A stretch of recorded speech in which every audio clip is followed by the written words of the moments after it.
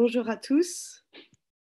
Alors, on va rester dans le domaine de la peinture, mais on va changer complètement de tonalité puisque je vous emmène sur les pas de Van Gogh. Nous allons nous intéresser à la nuit étoilée, un des tableaux de la nuit étoilée de Van Gogh. Alors, Van Gogh, je ne vais pas refaire son portrait, je pense que tout le monde connaît un petit peu Van Gogh. Mais ce qui est intéressant, c'est de savoir dans quelle partie de la vie de Van Gogh ce tableau a été fait, puisque c'est dès son arrivée à Arles, hein, on est il arrive en février 1888 à Arles, et en avril, il écrit à son frère « Il me faut une nuit étoilée avec des cyprès, ou peut-être au-dessus d'un champ de blé mûr ». On a vraiment cette envie qui va être importante. Il va le redire au peintre Émile Bernard, et puis plus tard à sa sœur Wilhelma, à laquelle il écrit « Je veux maintenant absolument peindre un ciel étoilé. Souvent, il me semble que la nuit est encore plus richement colorée que le jour, colorée des violets, des bleus et des verts les plus intenses. Lorsque tu y feras attention, tu verras que certaines étoiles sont citronnées, d'autres ont des feux roses, verts, bleus, myosotis. Et sans insister davantage, il est évident que pour peindre un ciel étoilé, il ne suffit point du tout de mettre des points blancs sur du noir bleu. » Alors, ce sujet de la nuit étoilée, ce n'est pas la première fois qu'il l'aborde avec ce tableau. On va la retrouver déjà au début dans la terrasse du café de la place du Forum à Arles de nuit. Donc, c'est une toile qui représente une rue de Arles où la lumière électrique prend le pas sur la lumière des étoiles qui est restreinte à un petit carré de ciel délimité par les bâtiments. On a une deuxième toile qui représente la nuit étoilée que vous avez ici, qui est une toile un peu plus complexe qu'elle n'y paraît au premier abord. Cette toile est au musée d'Orsay à Paris. Et ici, c'est la lumière des lampadaires qui prend le pas sur la lumière des étoiles qui paraissent plus faibles.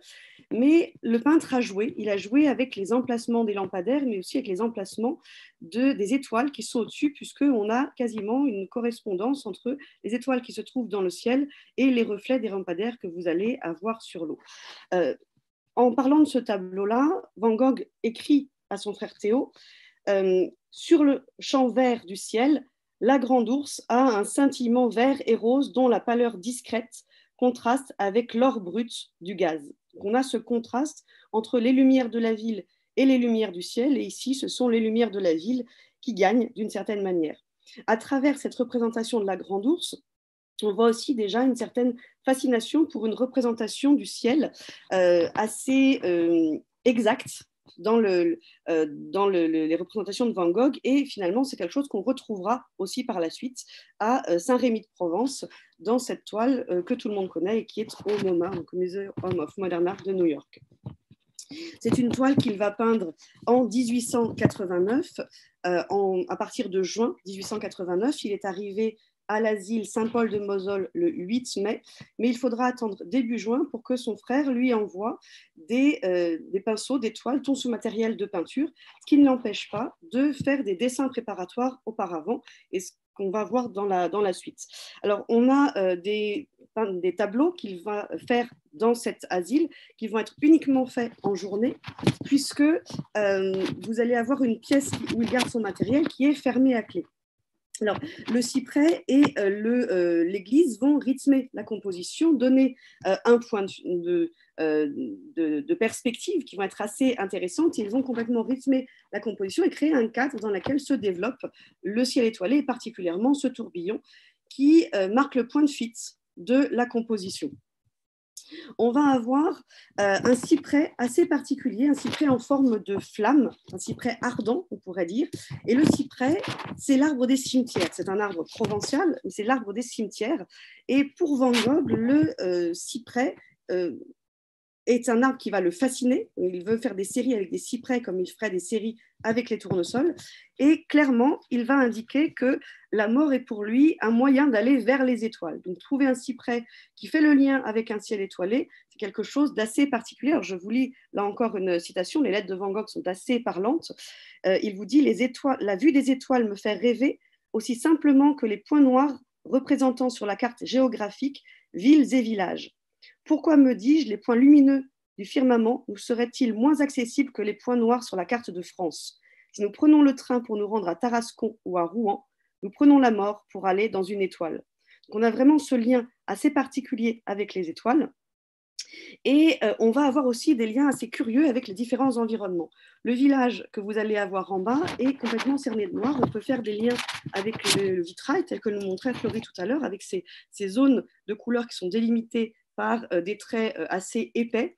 Le village est avec des petites lumières qui sont dues aux hommes, mais ces petites lumières sont totalement éteintes par rapport aux lumières des étoiles qui sont au-dessus. Ces lumières sont d'autant plus visibles qu'elles sont environnées de ce halo lumineux. Et là, en fait, on ne voit pas cette vue depuis la chambre de Vincent Van Gogh. C'est la vue que vous avez qui est sur le côté. Vous ne voyez ni le village, ni le cyprès. Et le village lui-même ne ressemble pas à ce que vous avez sur le tableau de Van Gogh. En fait, ça ressemble plus à un tableau ici, un détail d'un tableau de Jan van Guyen, qui est un tableau de 1650, vu d'un village bordant une rivière. Donc, un tableau plutôt des Pays-Bas natal de Van Gogh. On va retrouver des détails dans le ciel qui sont assez intéressants. C'est peut-être la partie la plus fascinante et la plus réaliste, puisque vous allez retrouver une configuration qui a été découverte par des astronomes comme étant réelle. Vous avez ici donc la Lune, bien sûr, Vénus, deux étoiles qui se retrouvent dans la même conjonction, celle que vous avez ici en bas. Et on va retrouver exactement aussi un tourbillon, et ce tourbillon pourrait représenter une galaxie en spirale qui, et c'est là le petit problème qu'ont les astronomes aujourd'hui, n'est pas visible à l'œil nu. Peut-être qu'il en a eu connaissance, puisqu'on sait que l'astronomie était très à la mode et que se diffusait très largement des revues d'astronomie. Il a pu lire, donc, notamment celle de Camille Flammarion, que je vous montre ici, et on a dans ces revues des représentations justement de ce qu'on appelle alors des nébuleuses. Ici, la galaxie dite du tourbillon de la galaxie des chiens de chasse, de la constellation des chiens de chasse, avec ici une image moderne, une présentation une photo par Hubble.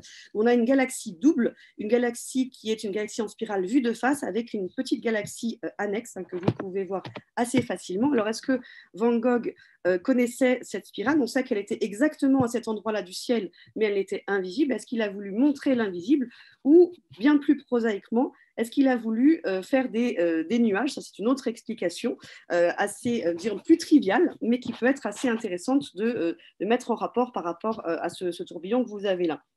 Alors, ce n'est pas la dernière fois que Van Gogh va utiliser ce parti étoilé. Donc, on va ici avoir des détails qui sont assez rapide au point qu'on voit la toile, la toile à travers les coups de pinceau, c'est ce que vous avez ici, et on va avoir un autre tableau qui va reprendre le même thème avec les cyprès dans une nuit étoilée, une nuit tout aussi lumineuse.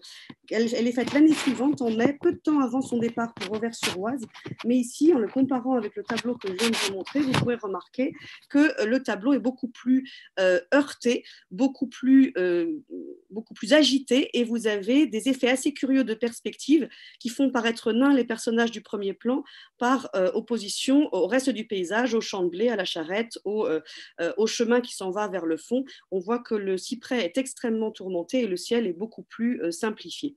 Voilà, je vais laisser la place à Marlène qui va vous emmener au royaume de la danse.